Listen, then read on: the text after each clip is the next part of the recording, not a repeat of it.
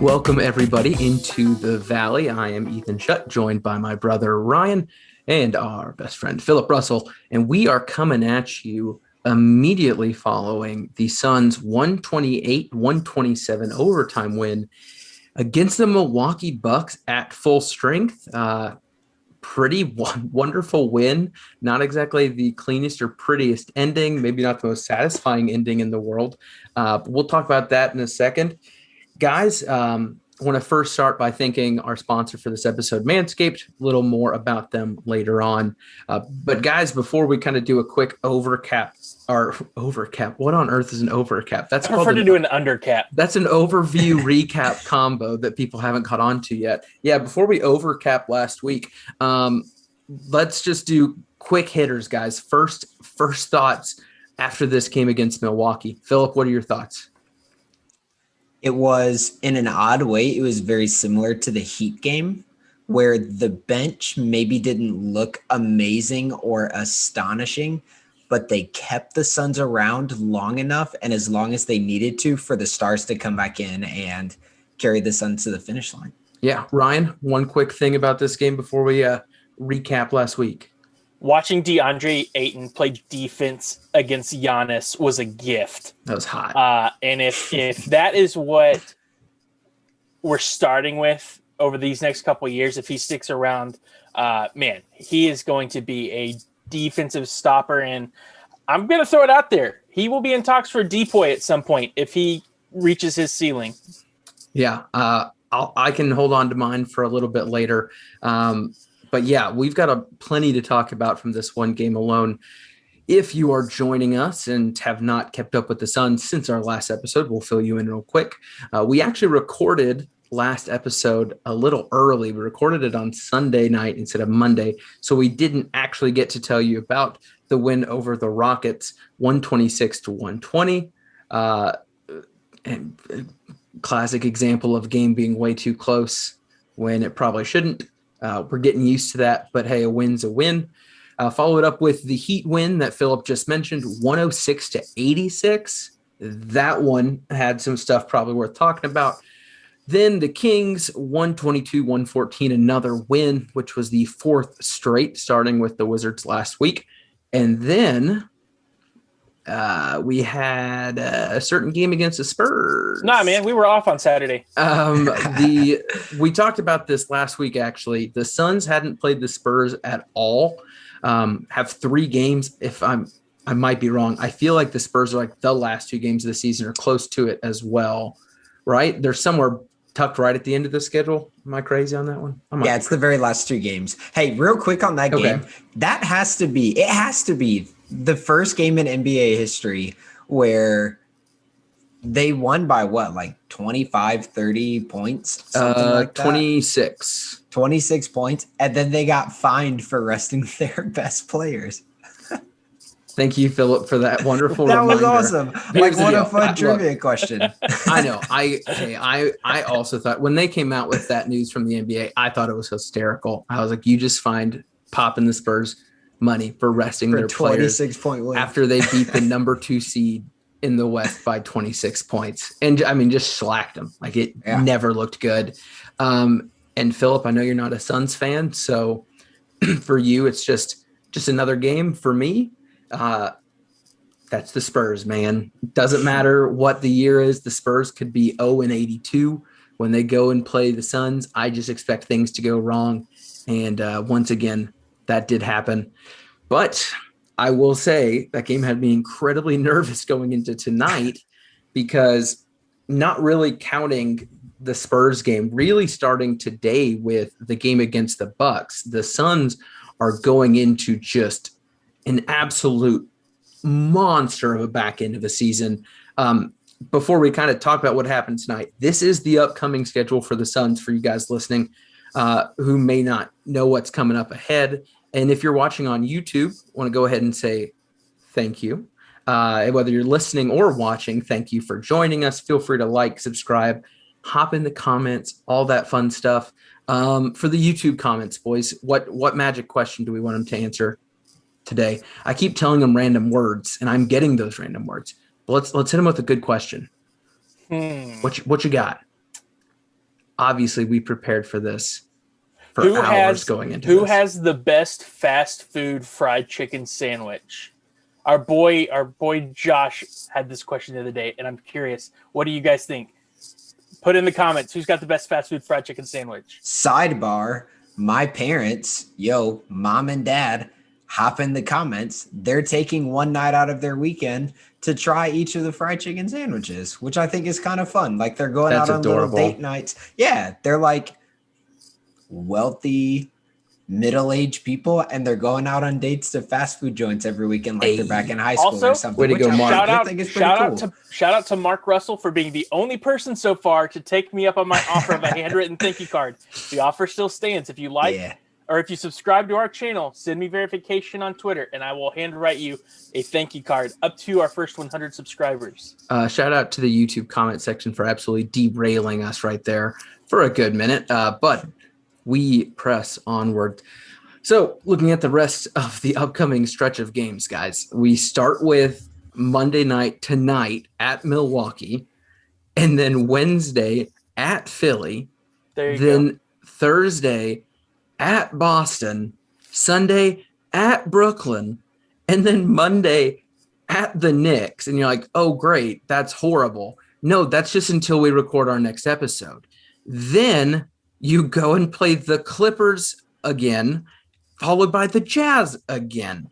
And then you finally get a bit of a breather with Thunder, Cavs, Hawks. So that is starting with tonight, 1, 2, 3, 4, 5, 6, 7 straight games where you are playing against, and I'm going to say this word and then put a tiny caveat, contenders, small caveat in parentheses. The Knicks, I do not believe to be contenders, but they are one of the hottest teams in the league right now. They can win on any night against any team. If Julius Randle's playing to where he's been playing, they can win any night.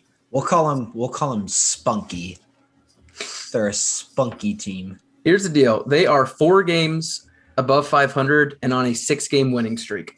And look, who knows what they are, what they aren't, but that's still a really tough team when you finally get a break of playing, Sixers, Celtics.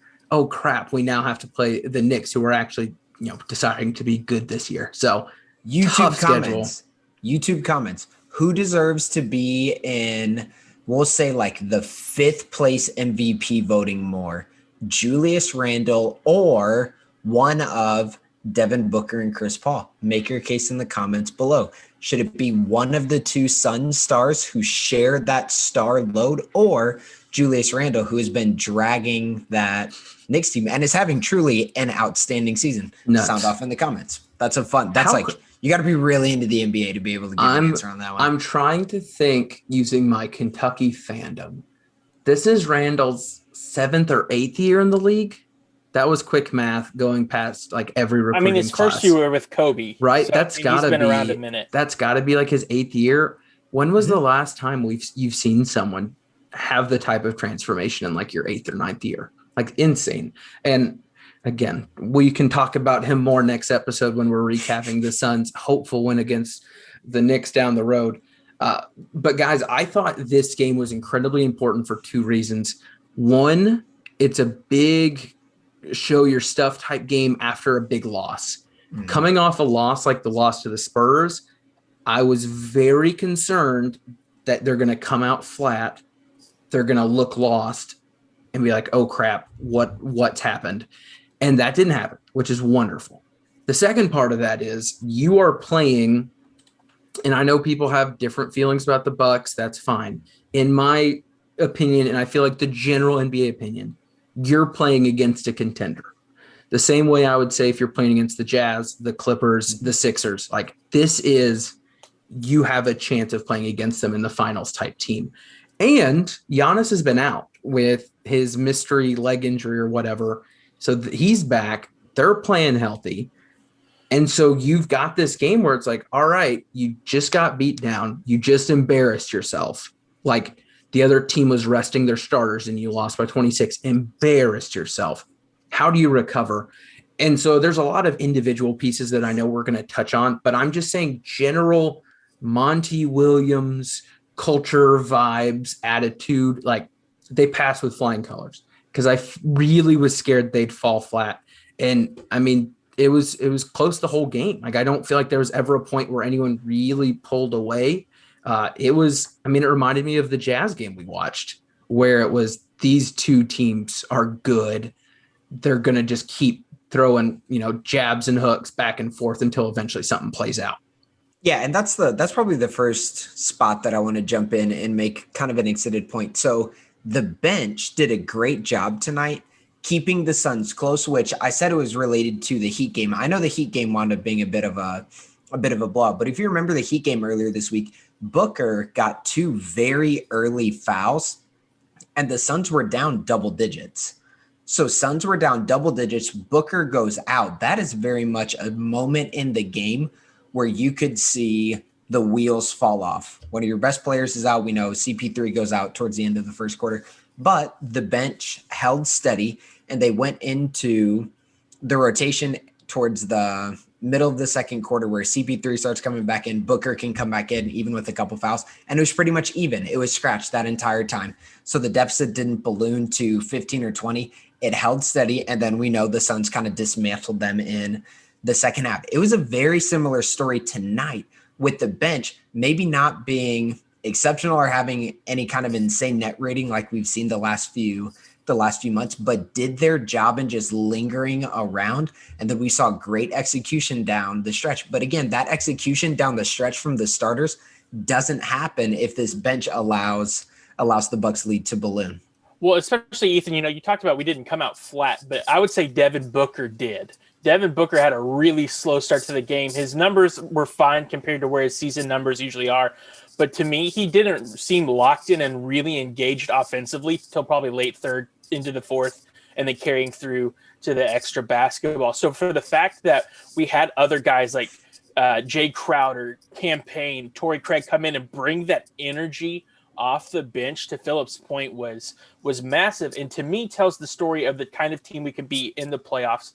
And I think that's what this whole stretch of about seven days is going to indicate is, can we rely on the nights where the big names don't show up immediately, on those energy guys to come in and fill that space when you need to. And tonight the answer was absolutely 100% yes. No, I completely agree. And to the notes, I think we've all mentioned the playoff, not atmosphere. It's not the crazy crowd type. And I feel like Eddie did a really good job on the broadcast talking about this felt like a playoff game, not in terms of the atmosphere, but in terms of the play style. Mm-hmm. Just the constant, just hard-nosed defense, no plays off, everyone's on the floor, everyone's scrapping. The refs were a little bit more lenient with the physicality, which is another thing you see in the playoffs a lot more.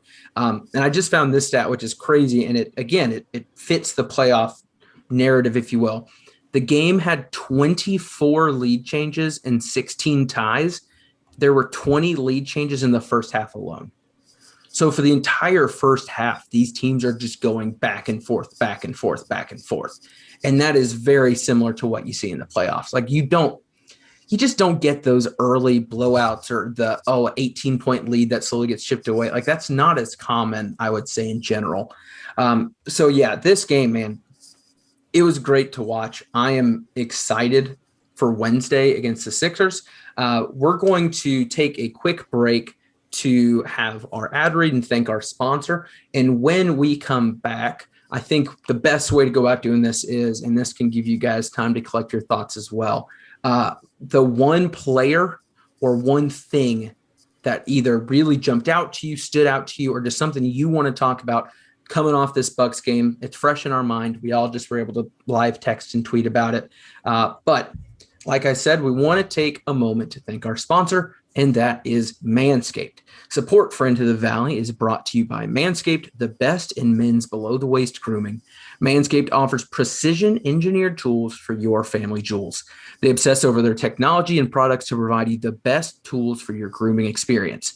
They're trusted by over 2,000,003 men worldwide, and we have an exclusive offer for our listeners, 20% off plus free shipping using our code VALLEY at manscaped.com. While we suggest you try out any of their great products, we personally can recommend the Manscaped Perfect Package 3.0. This kit contains their Lawnmower 3.0, their Crop Preserver, their Crop Reviver, and they're throwing in 2 free gifts into the perfect package: a pair of high-performance Manscaped boxer briefs that'll keep your boys feeling fresh all day, and a travel shed bag to store all your grooming goodies. Get 20% off and free shipping with the code VALLEY at manscaped.com. That's code VALLEY at manscaped.com. 20% off, free shipping, manscaped.com. Unlock your confidence and always use the right tools for the job with Manscaped. Thank you again to Manscaped for the continued support throughout this month. And we hope you guys are taking full advantage of this. I know we are. But again, looking on towards the rest of the week would be a very fun and easy thing to do. Starting to look at these matchups, starting to look at what's coming ahead with just, these massive, massive games. But I really wanted us to take the time, because we rarely get to do this, where we're able to hop on and record right after watching. The 3 of us watch every game, and a lot of the times we're texting amongst ourselves, and we make a lot of the points about the observations we're seeing, what stood out, but it's rare when we get to record. And so I want to take advantage of that.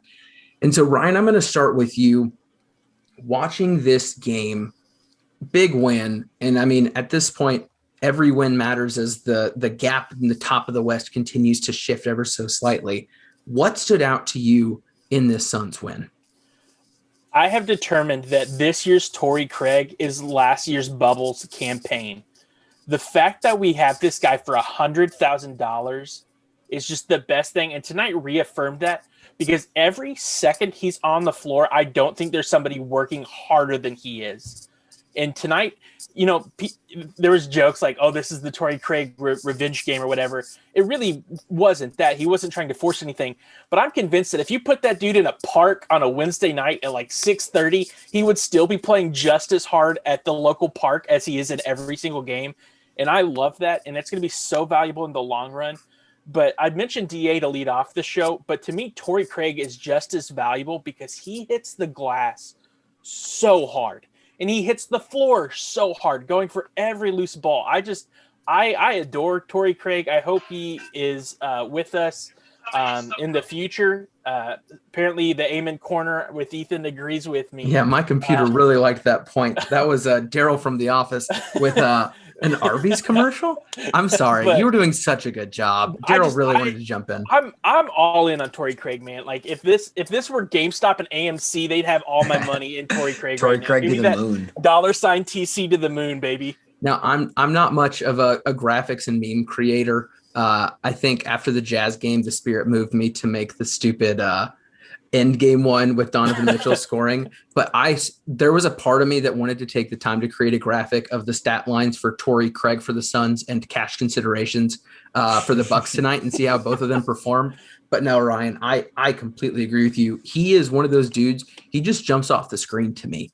And Philip, I'll let you take over. But like, for me, you can't watch when he's in the game and not know exactly where he is or that he's out there. There's never a minute that he's not going to do the right thing. Like, there's not been one instance, I think, since we got him where he's blown up a play where he's been like out of place on the offensive or defensive end. There's never been a moment where I'm like, dude, what are you doing? He's plugged in immediately, and I trust him 100%. Yeah. Yeah, and you mentioned him on the glass. Torrey Craig gets those rebounds that make you go, Yes, yep. Dude. When he ripped it from Connaughton, and I was like, that was a man telling a boy to go home. That was just, give me the ball, son. I'm tired of you right now. Which is good, especially on that second unit. This is no shot. They're young, and it's the way they're built. Cam Johnson, as good as he is, as well as he's playing, he's not going to get rebounds like that. Nope. CP3, who's out there a lot of times, Darios, who I'll talk about in a minute. Same kind of vibe campaign. Having him out there, having that guy with an edge out there is huge. What I wanted to mention from tonight, what really stood out was Booger came out cold, like really cold in the first quarter. He was 2 of 7 in the first, and it was an eye-popping 2 of 7. Sometimes a guy will have a really efficient game or an inefficient game, and you can't really tell. You could tell with Booker. There seemed to be even mounting frustration in the quarter. But because life is about balance, Chris Paul was 5 of 7 in the first quarter. And there is a beautiful example of how nice it is to have two guards who can create their own shots, and especially in a game like this, get to the mid-range where the Bucks want them to be and hit difficult shots. And then it flipped just a bit in the fourth. Book went 3 of 5 in the fourth, and CP3 was 2 of 6, which isn't a huge difference, but the efficiency difference is there. Boys, are we ready to talk about Dario? Yeah, I'll be honest with you. I felt like you were going to talk about him, and so I purposely picked Ryan first because knowing Ryan's optimism with life in general, I was like, this is going to be happy. And I know I've got something happy to end on, so I wanted to sandwich Dario right here. But I would say for those that are little heat sensitive, I don't know, put on some sunscreen, throw on the blinders. Hold on. I prepared this one in the second quarter. Super Dario, more like pooper Dario, am I right? What tonight? Tonight, yes. But last week he was fine. But it's maybe it's this. Dario's bad games seem to be so bad. Like we talked about eye-popping rebounds and maybe even eye-popping inefficiency. He seemed like he couldn't get anything going tonight. His spacing was off at times. And then his stat line. Weak. He looked weak. Like the ball just getting ripped out and poked out. Like confidence almost. I don't know.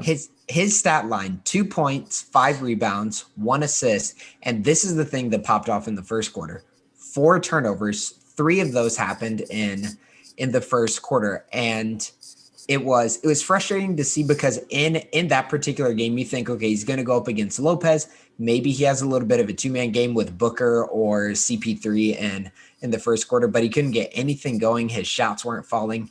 And when Dario is bad, when he's off offensively, he just doesn't have anything else really to give you. Whereas a Torrey Craig, if he's having a bad shooting night, or a Jay Crowder, their athleticism, their defense can carry them through. And DA is a perfect example of that as well. But if Dario isn't even just fine offensively, he is a complete liability on the court. And this next stretch against the elite teams in the East will be a big sign for the Suns and what it's going to be like in the playoffs. And I get why he started for a size purposes, but man, I think I texted you immediately. As soon as I saw the starting lineup, I was like, I'm not messing with Dario at starting in this game. I didn't like it. I mean, I like Jay Crowder off the bench. That's awesome, but I don't want Dario in that starting lineup. He's much better with the second unit. I don't know. Excuse me. I don't know who tweeted. I saw someone tweet it. And I was thinking the exact same thing. And I actually mentioned this, I think almost a month ago at this point. But nights like this are when I get terrified of what happens if Ayton gets in foul trouble or gets hurt, like his shoulder kind of was. Who knows what that was towards the end of the game. But can you imagine if Dario's having a night like this and something happens to Ayton, even if it's a couple quick fouls? Like, that is concerning. I've officially deemed that the one massive weak spot that can derail this team in the future. Like a playoff game against any of the teams that have a legit big, if something is wrong with Ayton, we are absolutely screwed.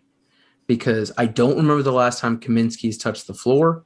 Jalen Smith is not looking at any minutes ever. Sorry, dude. Like, what happens? Legitimately, what happens? Like, Torrey Craig at 5? At the 5. It's got to be. That's the only answer. That is and that's concerning. And that's not a shot at Torrey. That is, he's built, but he's not built for that. And when Darius doesn't have it, that is a massive, massive, massive issue. I will give one quick nod of support to Monty Williams in his coaching, where I don't know the last time I've seen a coach be this good with it. If the people on the court have it figured out, he's going to ride with them.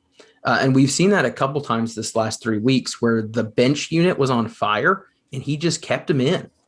A lot of the times you're like, okay, last 6 minutes, whatever, take them out, put our starters back. Monty rides with the hot hand. And I appreciate that because I think that is a great thing to do when you want to instill trust in your team. Javon Carter has been on fire shooting the ball leading up to tonight. It did not take long to see that his shot wasn't falling He didn't have the confidence to shoot it quick after the 2 quick misses. Javon played 7 minutes. In an overtime game, Dario Saric played 18 minutes. If they don't have it, Monty doesn't ride with them. And it helps when you have such a deep and complete bench that can pick up the slack. You're seeing Crowder played 30, which is great. Given the good foul situation, Mikal was able to play 40. DA was able to play 40. Book played 44. Like, it was a very odd game, but it also, I mean, the most fouls anyone had was 3, and that was DA. That is very abnormal. Going back to the whole playoff thing, like, they just kind of let it happen. But the Saric thing for me is a big concern because you can't afford to have inconsistency come playoff time. And I feel like this is the 4th week in a row now where we flip the switch on how we're talking about Dario. I don't know what it is. With Kaminsky, I think it's a confidence thing. Confident Frank is good at basketball. I'm concerned about whether I'm going to have a contract. Frank is bad at basketball. Dario very much seems to be, if I can hit a shot or 2, I'm confident I'm good. If I miss the first couple, it's rare, and maybe I'm completely wrong. I've not done my research to check this, nor do I plan on it. But eye test alone, it feels like if he doesn't have it immediately, he's out. Like, I don't see Dario go 0-3 and be like, I'm fine, I'm going to shoot my way out of this. And that's how you have a shooting line of 1 of 7 from the field, 0 of 4 from 3. And they were bad misses too.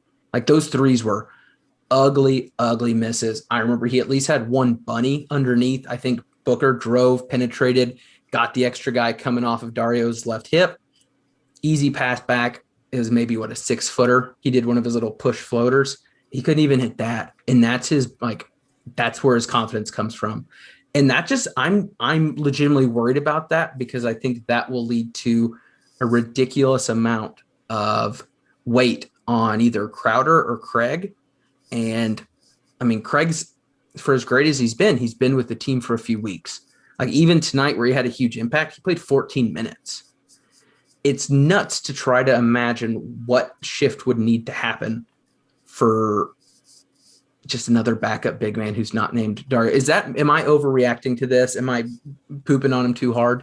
No, I think it's a fair assessment. And I think some of it too is it's the games where early on he's getting bumped hard are the games where it almost physically knocks him out of a rhythm, where he feels like he has to stretch it immediately to the 3-point line and he can't get his groove down low. But I mean, I think he is probably, and this is going to sound crazy considering the ways we've talked about Ayton all season. At this point, Dario might be our most inconsistent player, where his highs are high, but man, they are becoming fewer and far between. And I'm with you. It's worrisome, but hopefully we've still got a little bit of time. Maybe he'll get re-engaged in the next week and a half to 2 weeks, and this will all be a memory. All right, Ethan, Suns just beat the Bucks. Make us happy again. Okay, good. I would love to. Man, you did. I will say that did put a damper on my mood. I was still feeling pretty good. The Darius Saric in memoriam. It's not just him thing. though. It's not him though. I've been making this point now for a month and a half. There is one huge hole. There's one tiny thing that I think can absolutely derail this team. And it frustrates me that it seemed like an easy fix in the buyout market. It seemed like it could have been an easy trade fix when you saw what some bigs went for or were purchased for. And it just seems like, I don't know, what's the point of having, and I don't mean to belittle their value by any means, but what's the point of having Alexander Galloway and Moore chilling on your bench when you could have 2 of those guys and another reliable big? And here's the thing. Maybe we are so far off on our evaluation of Frank Kaminsky. Maybe they trust Frank way more than we do, where in an awful scenario, DA gets 3 in the first round of the playoffs. And they're like, we got Frank the Tank. You saw what he did in the NCAA championships. Just throw him out there. Who knows? Maybe. But anyway. Maybe we could pick up Damian Jones on a 10-day contract.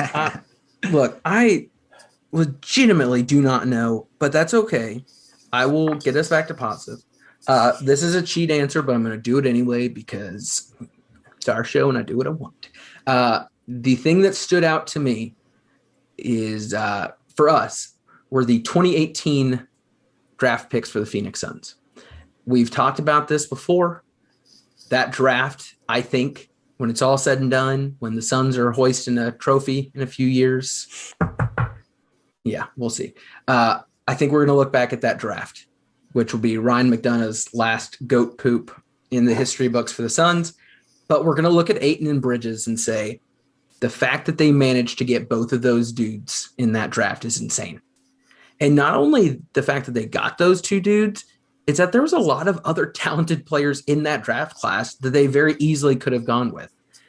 The number one overall pick obviously could have gone another way. How Bridges played out with that trade and all the incredible talent around him.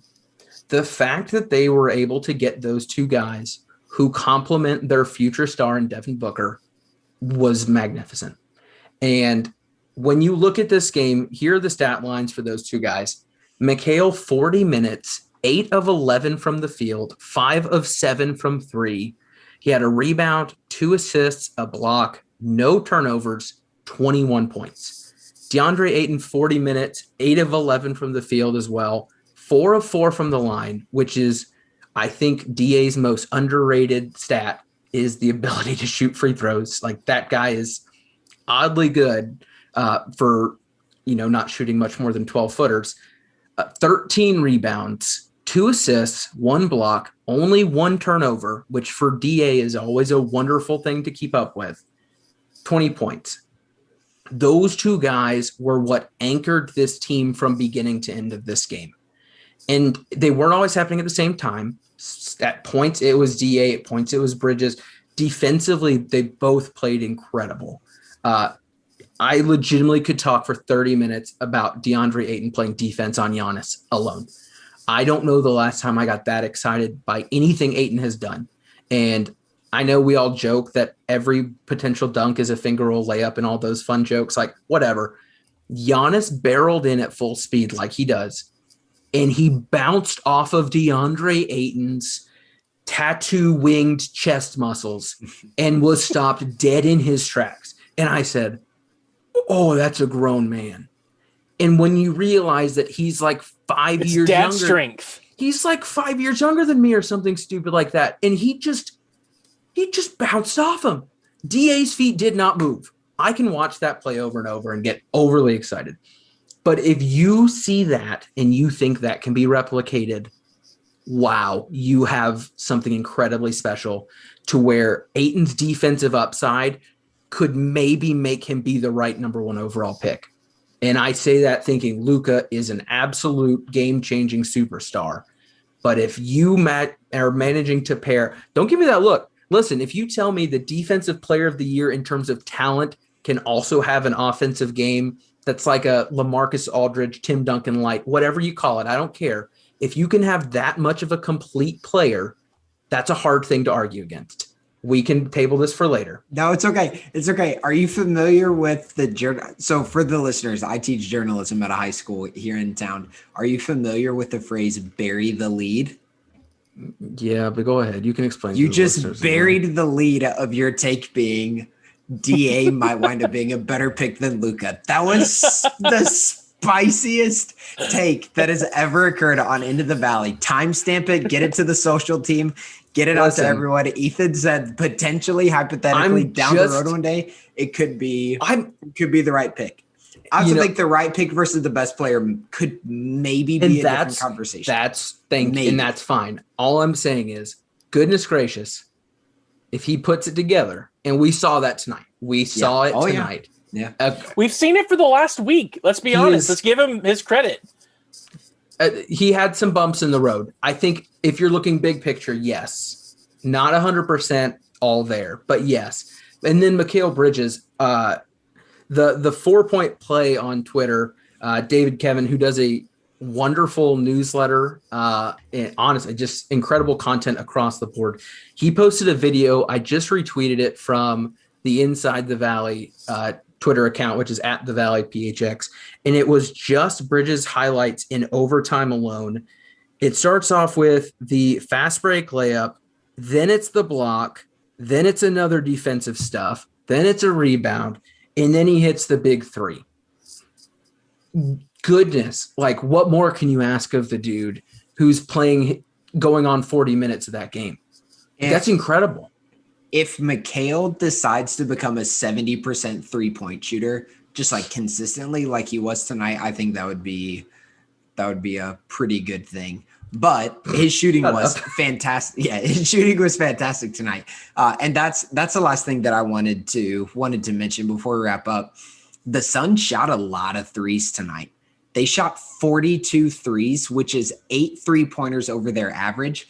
And they made 17, which is 4 over their average. So they're plus 12 from 3 from what you would normally expect the Suns to shoot. And they still shot a 40% clip as a team, which is a really good percentage for a team. They were just under a 50, 40, 90 game. They were 48 from the field, 40.5 from 3, 90 from the free throw line. And that's what's nuts too. They scored 128 points against the Bucks and shot 10 free throws. Mm-hmm. And the only missed free throw was intentional to end the game. Yeah. What an odd game. But going back to what you see in the playoffs, like just you see weird stuff sometimes. Like not every game is the regular season. We're going to chuck up threes and live and die by it unless you're the Rockets. And that sometimes doesn't go well. What was it? 0-17 from something awful. Sorry. And to add on to that idea, down the stretch of this season, especially when CP3's off the court, I'm down to see this team start yakking more threes and playing with a little bit more pace, just so they know how to capitalize when they have the opportunity to run in transition.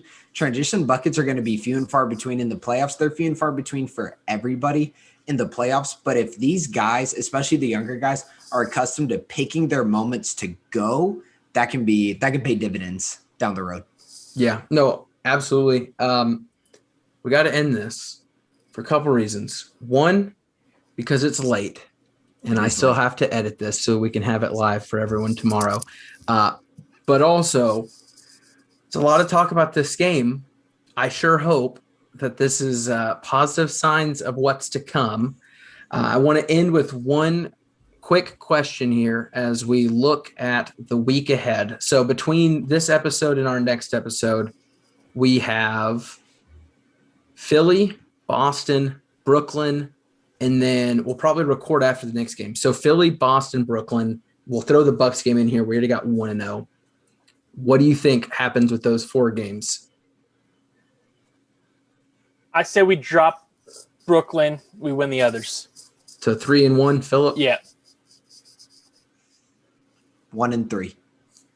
4-0, baby. Make it happen. Make it happen. Guys, enjoyed it as always. Thank you all for listening. If you're still listening, we love you very much. I am Ethan Shutt. Thank you to the folks at Manscaped. Ryan, Philip, thank you for joining me. This has been Into the Valley, a Phoenix Suns podcast. Love you, campaign.